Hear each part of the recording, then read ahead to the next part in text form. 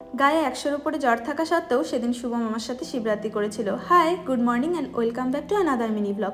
যেহেতু শুভমের শরীরটা খুবই খারাপ ছিল, তাই ভেবেছিলাম এবারে আমার শিবরাত্রিটা আর করা হবে না। তাই হুট করে সিদ্ধান্ত হলো দুজনেই একসাথে শিবরাত্রি করব। তাই বেলপাতা আকন্দ ফুল আগে থেকে যেহেতু আমার জোগাড় করা হয়নি, তাই ফ্রেশ হয়ে প্রথমেই বেলপাতার আকন্দ ফুল তুলতে গিয়েছিলাম। তারপর বাড়িতে এসে অস্ত্র ধরে নিলাম, আর মহিলাদের অস্ত্র মানিয়ে তো ঝাড়ু। বাড়িঘর ক্লিন করে ফটাফট স্নান করে নিয়েছিলাম। আর এদিকে যেহেতু আমার পুজোর বাসন খুবই কম, তাই যে কটা ছিল সে কটার মধ্যেই গুছিয়ে নিয়েছিলাম।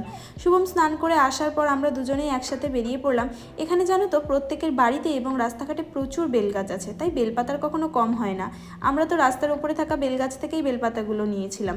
আর গিয়েছিলাম পাশেই থাকা জগন্নাথ মন্দিরে। সেখানে গিয়ে লাইন দেখে তো মাথা পুরো খারাপই হয়ে গেছিলো। লাইনে দাঁড়িয়ে তো প্রথমে জগন্নাথ দেবের দর্শন হলো, যেহেতু শুভম অফিসের মাঝে 2 ঘন্টা লিভ নিয়ে এসেছে, আর এদিকে 2 ঘন্টা কখন পার হয়ে গেছে, তাই খুবই ভয় হচ্ছিল। এদিকে আবার মন্দিরের খুব কাছে এসে অনেকক্ষণ দাঁড়াতেও হয়েছিল। তারপর ফাইনালি বাবার দর্শন হলো। পুজো দিয়ে বাবার মাথায় জল ঢেলে সব মনের আশাগুলো নন্দী মহারাজকে বলে দিলাম। আর একটু পরেই শুরু হলো বাবার সিঙ্গার অনুষ্ঠান। আমি এদিকে ভালোভাবে প্রদীপ দেখিয়ে মন্দিরের ওপর থাকা জগন্নাথ দেবের দর্শন করতে গিয়েছিলাম। দেখো কি সুন্দর মিষ্টি ভাই বোনেরা একসাথে বসে আছে, কি ভালো লাগছে। তারপর বাড়ির উদ্দেশ্যে হাঁটা দিলাম, ততক্ষণে লাইন পুরো ফাঁকা হয়ে গেছে।